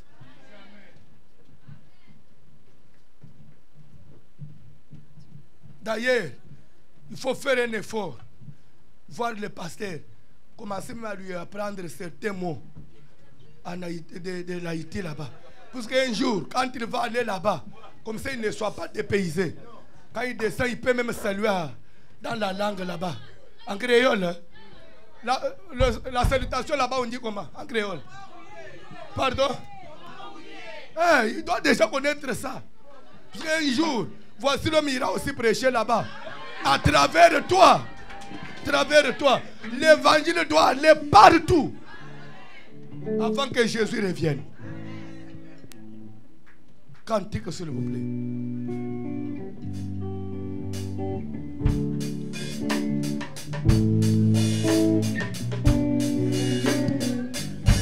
Oh.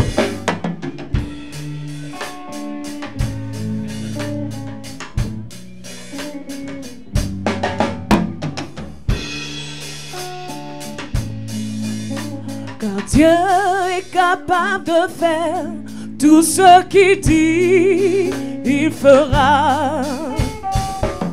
Il accomplira toutes ses promesses envers toi. Garde ta foi, mon frère, il accomplira tout ce qu'il dit, il fera. Il est capable de faire tout ce qu'il dit, il fera. Il accomplira toutes ses promesses envers toi. Garde ta foi en Dieu, il ne t'abandonnera pas. Il fera. Yeah. Tout ce qu'il dit, il fera. Jésus, tout ce qu'il a dit, il fera. Car Dieu est capable de faire tout ce qu'il dit, il fera. Il accomplira toutes ses promesses envers toi. Garde ta foi en Dieu, il ne t'abandonnera pas. Il fera.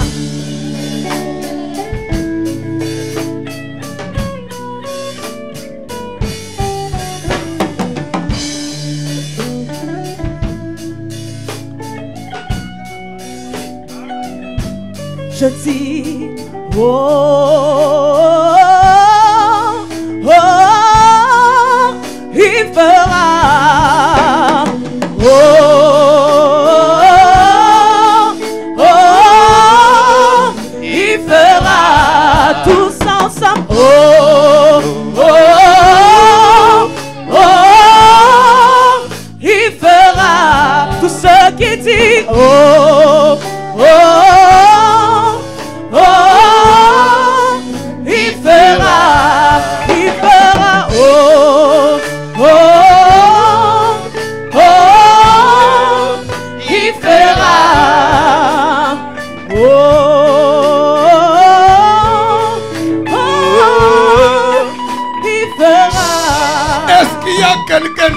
cette salle, il y a quelqu'un dans la salle qui peut dire merci à Dieu.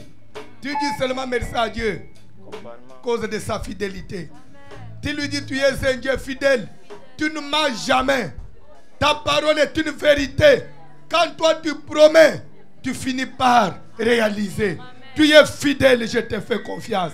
Jésus, tu es fidèle et je crois en toi. Jésus, je sais que tu es fidèle. Tu es fidèle dans ma vie. Prie Dieu. Yahweh, tu es fidèle parce que Yahweh sait que tu es fidèle. Les hommes peuvent me mentir, mais toi tu es Dieu, et tu es fidèle. Je crois ta parole, parce que tu es fidèle. Tu es fidèle, tu es fidèle. Jésus, tu es fidèle. Je crois ta parole, parce que tu es fidèle. Nous sommes en train de vivre, Yahweh. Tu avais dit que nos pieds, Yahweh, traverseront des frontières et nos yeux verront l'extrémité de la terre. Yahweh, nous sommes en train de vivre ça. Yahweh, merci parce que tu es fidèle. Yahweh, merci parce que tu es fidèle. Yahweh, merci. Yahweh, parce que dans la Bible, tu avais dit, mon serviteur sera élevé en dignité. Aujourd'hui, nous sommes en train de vivre, Yahweh. C'est que tu avais dit, c'est que tu avais promis, c'est que tu avais parlé. Yahweh, qui peut parler comme toi? C'est lui des raisons. Moi, je reste à dire que Yahweh, tu es fidèle. Parce que tu ne parles pas comme les hommes. Parce que tu ne parles pas comme les fils de l'homme. Mais Yahweh, tu parles en tant que Dieu. Tu parles en tant que Dieu. Parce que tu es derrière l'accomplissement. Parce que tu as accompli les promesses. Parce que tu as accompli ce que tu avais dit. Parce que tu es derrière l'accomplissement. Tu es derrière ta parole. Pour l'accomplissement, Yahweh. Pour l'accomplir. Yahweh, tu avais dit que vous prierez pour les malades seront guéris, vous imposerez les mains et vous chasserez les démons. Aujourd'hui, Yahweh, nous sommes en train de vivre ce que tu avais dit. Yahweh, les aveugles, Yahweh, découvrir la vie. Les politiques marchent, Yahweh. Yahweh, les démons, Yahweh, quittent les corps. Yahweh, merci. Yahweh, merci pour ta fidélité. Yahweh, merci parce que tu es juste. Yahweh, merci parce que tu es là. Yahweh, merci parce que tu es au milieu de nous. Yahweh, merci parce que tu es en train de défendre l'honneur de ton nom. L'honneur de ton nom à travers de tes serviteurs, Yahweh. Merci, Père éternel. Merci, le Tout-Puissant. Merci, l'agneau de Dieu qui peut faire comme toi. Yahweh, merci. Yahweh, merci. Oh, le Tout-Puissant, merci. Le Dieu de la Bible, merci. Le Dieu grand, merci. Le Tout-Puissant, merci. Yahweh, merci. Parce que tu es fidèle. Parce que tu es fidèle. Yahweh, je n'ai jamais vu de fidèle comme toi. Nous voulons changer de fréquence.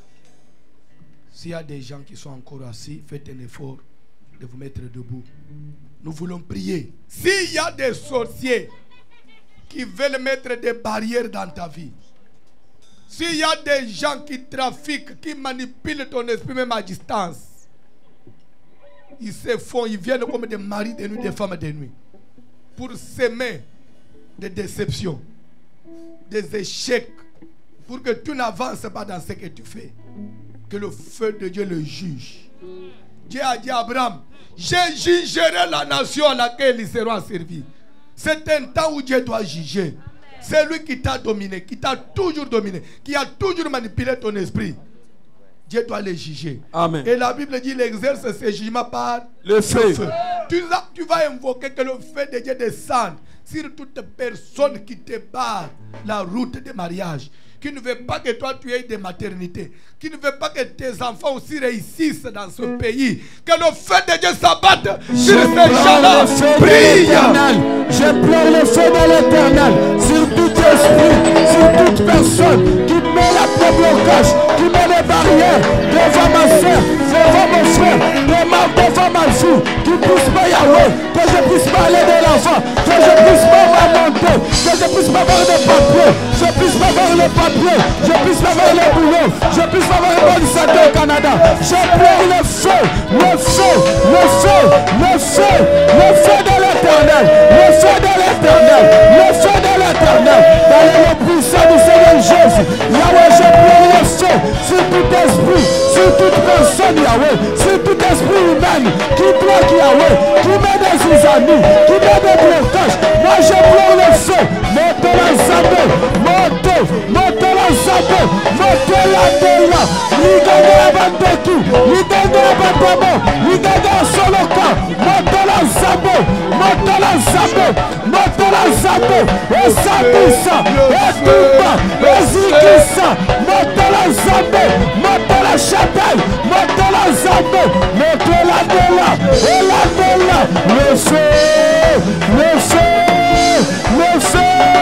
Le feu, Yahweh, dans ma prison satanique, ma puissance à ténèbres, moto la Zambe, moto la Zambe, moto la Zambe, moto la Shaddai, moto la Zambe, moto la Shaddai, le feu de l'éternel, le feu, le feu, le feu, le feu, le feu, le feu, moto l'andela, la zone de la kakena moto, la kakena moto, la kakena moto, moto, Yahweh, moto la Zambe, écoutez Kangola,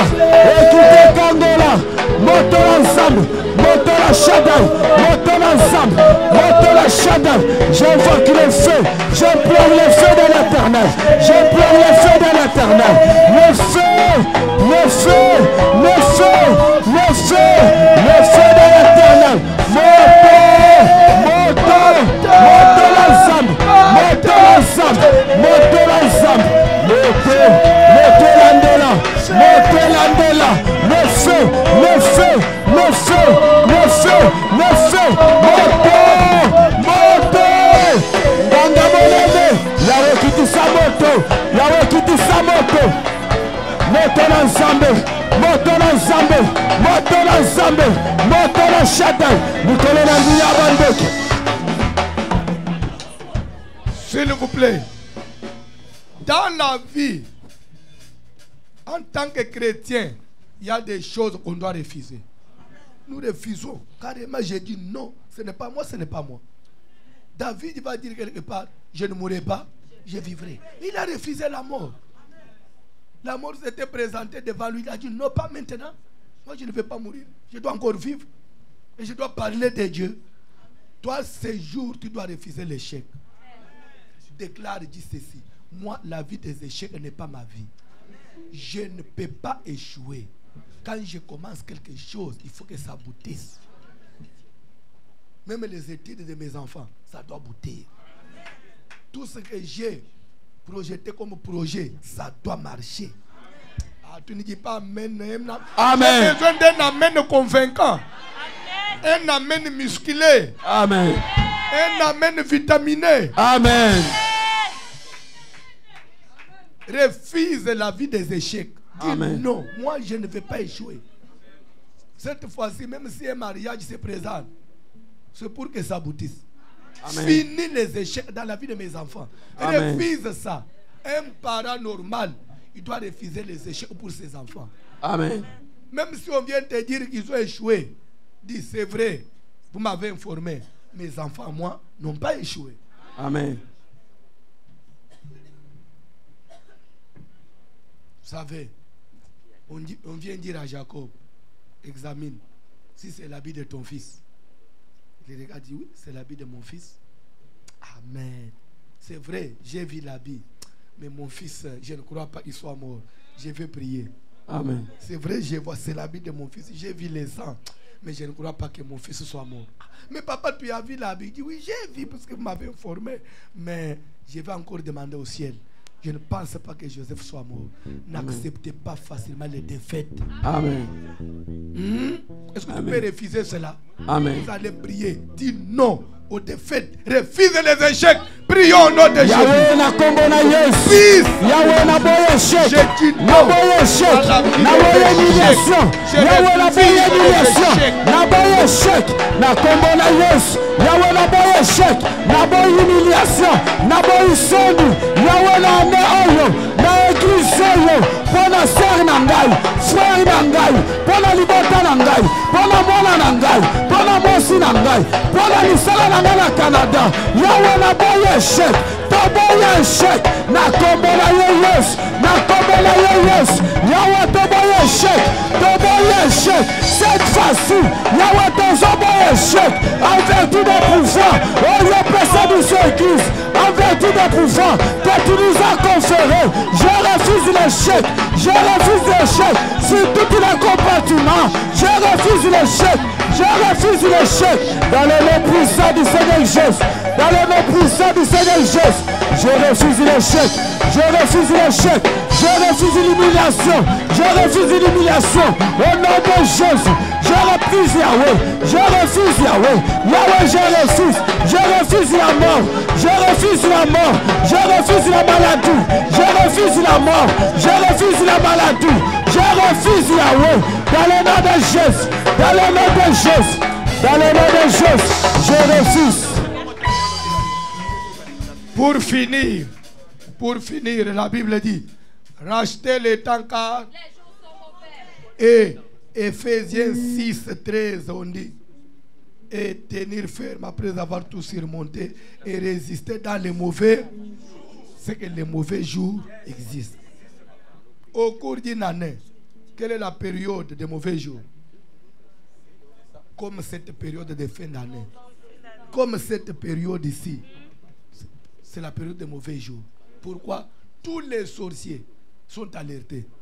Chacun veut accomplir les promesses. Il veut payer les dettes. C'est pourquoi il y a beaucoup d'accidents, il y a de nouvelles de morts. Le taux de mortalité monte pendant ces périodes. Pourquoi? Parce que c'est la mauvaise période de l'année. Et même il y a des gens qui parlent de haute saison. Il y a même des billets qui montent. Pourquoi? Parce que c'est la fin de l'année. Tout le monde veut finaliser avec des billets. Mais c'est pendant ce temps que l'église aussi ne doit pas baisser les bras. Nous voulons prier. Refuse la mort dans ta famille. Nous, on ne va pas enterrer. À la fin de l'année ici, nous voulons fêter la bonne année. Vous allez fêter avec deuil. Jamais. David a dit non, je ne mourrai pas. Mes enfants aussi ne mourront pas. Ils vivront. Mes parents ne mourront pas. Ils vivront. Mon mari ne mourra pas. Tu n'as pas l'âge de devenir veuve. Pourquoi? Même si ton mari là est méchant comme tu le penses, il doit quand même être là. Hein? Il te couvre quand même malgré sa méchanceté. On te respecte, la femme d'été. Malgré la souffrance que tu as. Cette souffrance-là, elle est cachée. C'est dans la maison. C'est entre vous deux. Est-ce que dehors, nous, on sait que tu souffres? On te respecte comme tel, n'est-ce pas? Il faut aimer ce mari-là, non? J'ai mal parlé. Qui veut que son mari puisse mourir? Oh, il me maltraite, qu'il meurt. Il ne va pas mourir. Pasteur m'a dit qu'il ne mourra pas.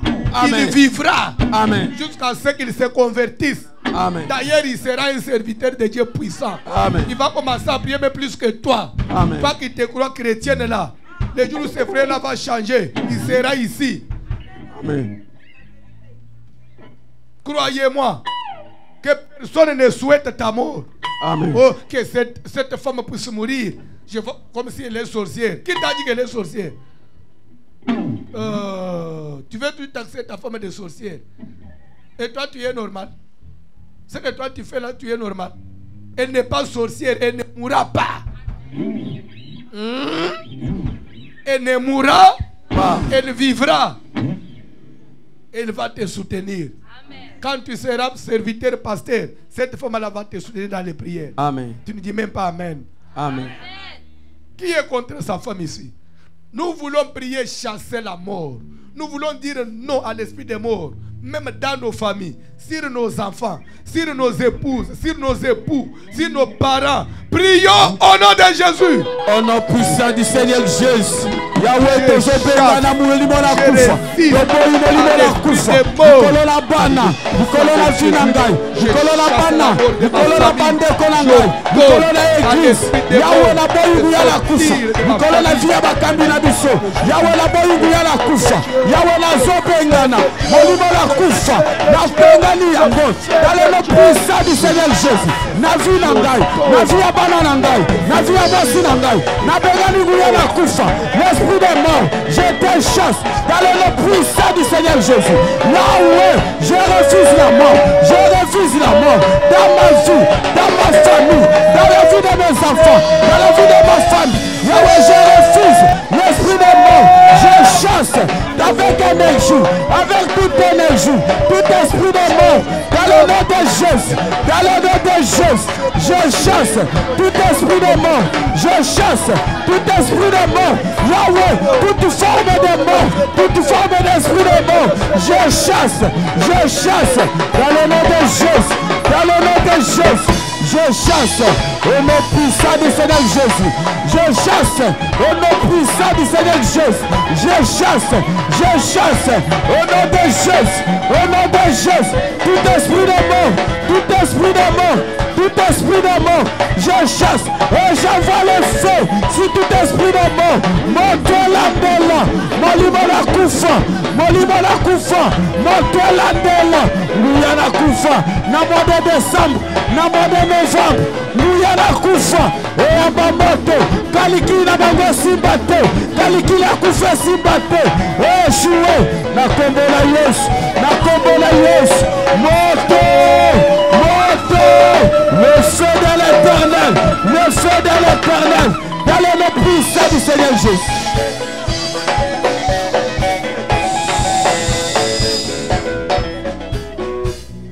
Que Dieu vous bénisse, asseyez-vous. Amen. Vous avez très bien prié. Amen. Tu vois, tout ce qu'on vous demande à l'église, c'est seulement de faire ça. C'est pas comme vous avez prié, là c'est fini.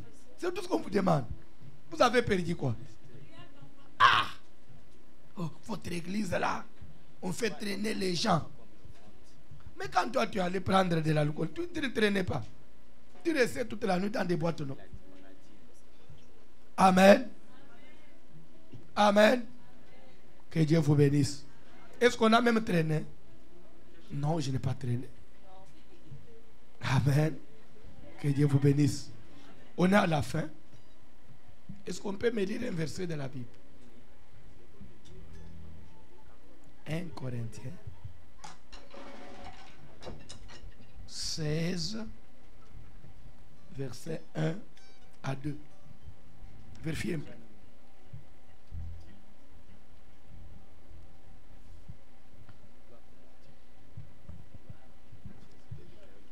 Lisez au tableau, papa. Pour ce qui concerne la collecte en faveur de... En faveur des saints. En faveur des saints, agissez. Mais ça, c'est Louis II. Il y a version du Semer. Même si le téléphone, qui a cette version-là. Bible du Semer. Il y a quelqu'un qui a cette version-là. Hein? Vous avez ça, papa? Mais sur l'ordinateur, là-bas, il n'y a pas. La Bible du Semer, rapidement.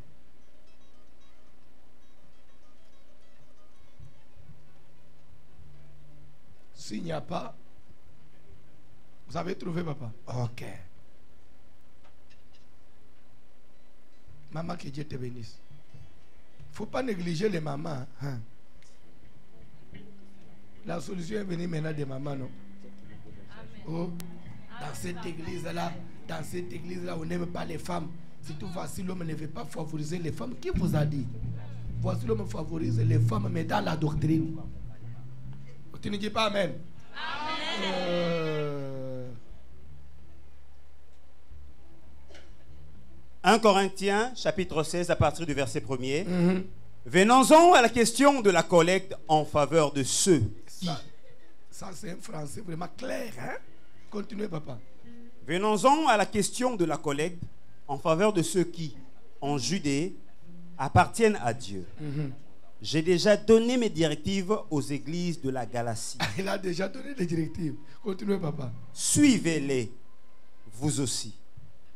Que tous les dimanches, chacun de vous mette de côté chez lui une somme d'argent selon ce qu'il aura lui-même gagné, pour qu'on n'ait pas besoin d'organiser des collègues au moment. On a dit que tous les dimanches. Aujourd'hui, on est quel jour de la semaine? Papa, on est dimanche.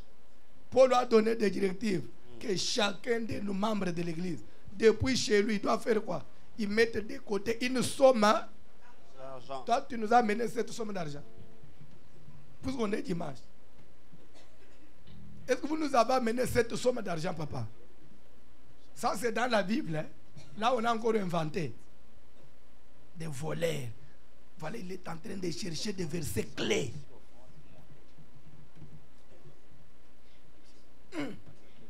Vous nous insultez toujours des voleurs. Il n'y a pas de problème. Que Dieu vous pardonne. On accepte qu'on est voleur, mais il n'y a pas de problème. Mais nous, on est de la Bible.